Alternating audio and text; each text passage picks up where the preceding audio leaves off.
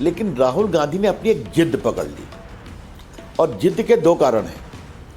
पहला कारण है कि उस पूरे आंदोलन से उनको कॉकरोच जनता पार्टी ने अलग रखा, कई कारण से छोड़िए, संभवतः आम आदमी पार्टी का दबाव रहा होगा, तो ये धरना के स्थल पर भी नहीं गए, तो अपने को रेलेवेंट करने के लिए कभी पीएम के यहाँ धरने पर बाकी कर रहे हैं, और दोबारा अपने को जिंदा करने की जो आज कोशिश है, इसका कारण क्या है? जो मैंने अपने प्रेस में कहा, स्पष्ट था कि वंदे मातरम पर इन लोग की पूरी पिटाई देश में हो रही है।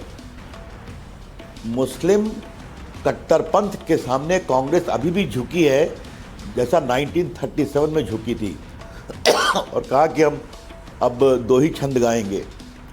और मैंने अपनी प्रेस में कहा था, मैं आपके चैनल के माध्यम से देश को दोबारा बताना चाहता हूं कि डॉक्टर राजेंद्र प्रसाद जो भारत के राष्ट्रपति बने, वो संविधान सभा के अध्यक्ष थे। उन्होंने 24 जून को स्वयं घोषणा की कि वंदे मातरम राष्ट्रगान होगा, जन गण मन राष्ट्रगीत होगा और पूरा गाया जाएगा।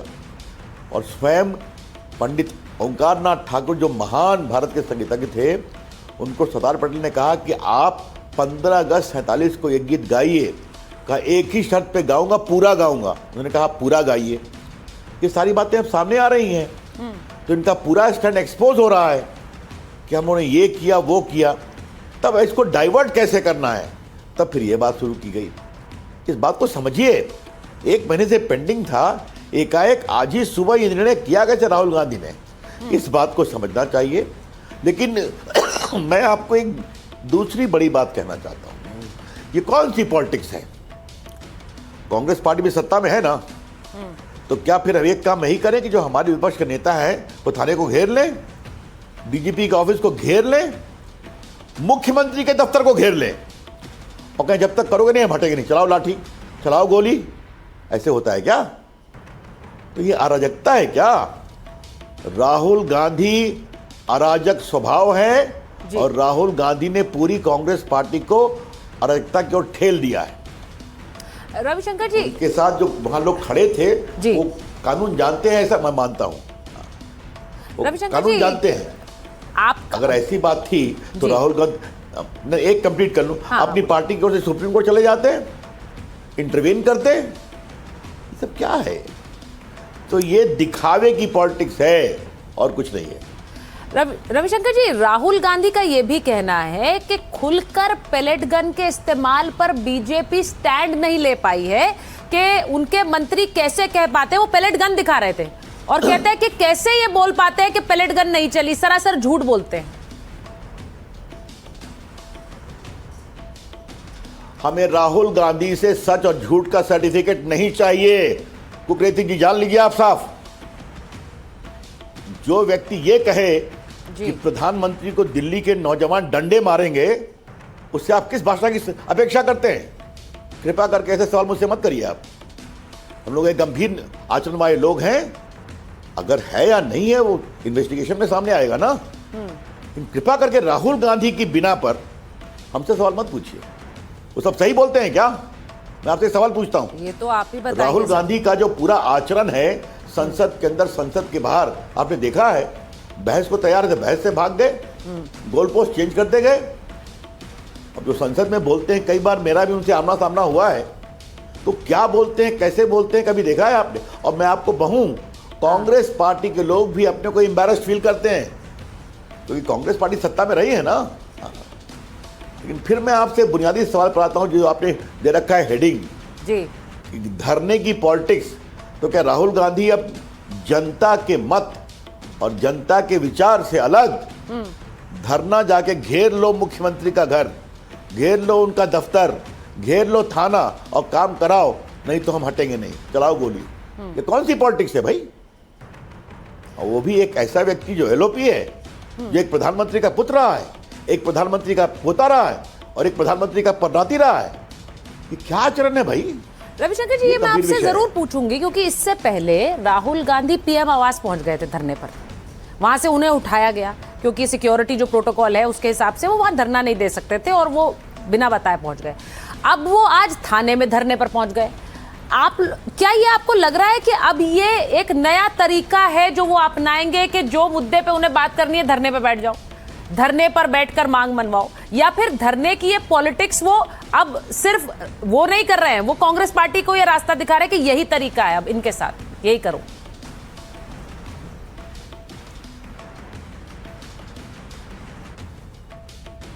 अभी मैंने उनके परिवार की चर्चा की ना जी, तो उनके परिवार के परिवेश के कारण तो एलओपी है ना, तो उनको समझना पड़ेगा कि ये संभव नहीं है इस तरह की अराजकता।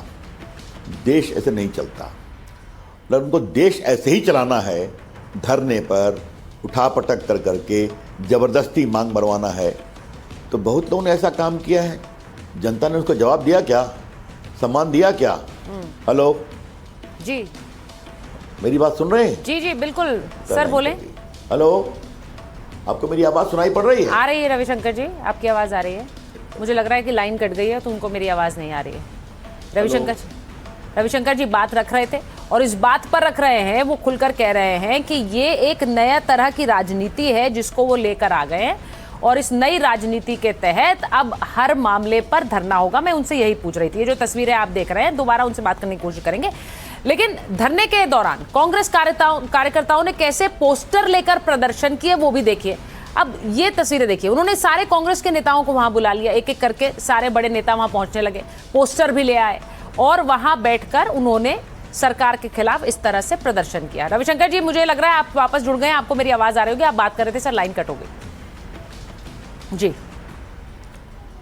मैं यही कह रहा हूं आपसे कि राहुल गांधी नई दिल्ली के अंदर पूरे सिक्योरिटी के क्या डूज एंड डोंट्स ऐसे वो परिचित है ना। वो तो उसी महकमे में पैदा हुए हैं, प्रधानमंत्री घर पैदा हुए हैं। तो इस तरह हम घुस जाएंगे पार्लियामेंट्री स्ट्रीट स्टेशन में, वहाँ धरना दे देंगे, घुस करके हम डीसीपी को हड़काएंगे, किसी को कुछ करेंगे। तो राहुल गांधी, अगर आप ऐसा करेंगे तो आपके प्रदेश की सरकारों में भी इससे अधिक होगा। मैं सावधान कर रहा हूं आपको, लेकिन ये ठीक नहीं है। तो इस तरह की माई वे और हाईवे, ये देश की राजनीति में एक न्यू लॉ है। और मैं आपसे एक बहुत और विनम्रता से कहना चाहता हूं, भैया वोट में हमें हरा दीजिए ना, मैं कहाँ मना कर रहा हूं, हरा दीजिए। तो वोट में तो आप जीतते हैं नहीं, है ना, बार बार हार जाते हैं, आगे फिर हारिएगा। लेकिन जिस तरह का वो अराजकता का आचरण कर रहे हैं, देश इसको स्वीकार नहीं करता। और मैं अपने लंबे अनुभव से आज राहुल गांधी को अनचाही सीख देना चाहता हूं।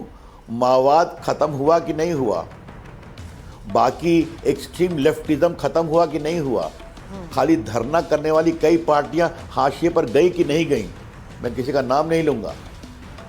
देश आज एक परिपक्व, सार्थक, रचनात्मक विरोध की अपेक्षा करता है, सिर्फ हल्ला हुल्ला की नहीं करता है। तो इस तरह से आप करेंगे, 7 घंटा बैठ जाएंगे। आप एक बड़े परिवार के हैं, आपका नाम है, राजीव गांधी इंदिरा गांधी के पोते और बेटे हैं प्रधानमंत्रियों के, तो मीडिया घेरेगा ही। तो कुकरेती जी उनको 7 घंटे दिखाएंगे ही दिखाएंगे।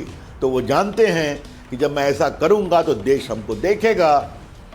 तो देश आपको देखेगा जरूर, मनोरंजन के लिए, स्वीकारोक्ति के लिए नहीं, ये मैं कहना चाहता हूं। पर रविशंकर जी, आपने बड़ी बात कह दी है। आपने कहा कि अगर आप ऐसा करेंगे तो आपके राज्यों में भी इससे ज्यादा हो सकता है। अब मैं इसे धमकी कहूं या फिर ये कहूं कि रास्ते पे लाने का तरीका है, विपक्ष को समझाने का तरीका है, ये जनता तय करेगी जो आपको सुन रहे हैं। मैंने बिल्कुल धमकी नहीं दी है। अच्छा, बिल्कुल धमकी नहीं। हम लोग लोकतंत्र में विश्वास करते हैं।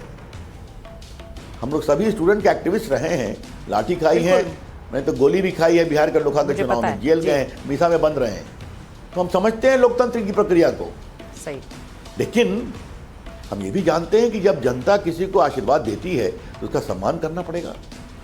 और हम विरोध का फर्ज है कि वो अपनी बात रखे, सरकार का फर्ज है वो अपनी बात कहे।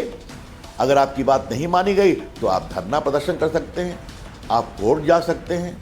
और राहुल गांधी की तो पूरी पार्टी, विपक्ष लोग आजकल रोज सुप्रीम कोर्ट, हाई कोर्ट में PIL करते रहते हैं, तो करते रहिए। लेकिन एक थाने में बैठकर 7 घंटे आप घेराव करेंगे, मैं इसकी बात कह रहा हूं।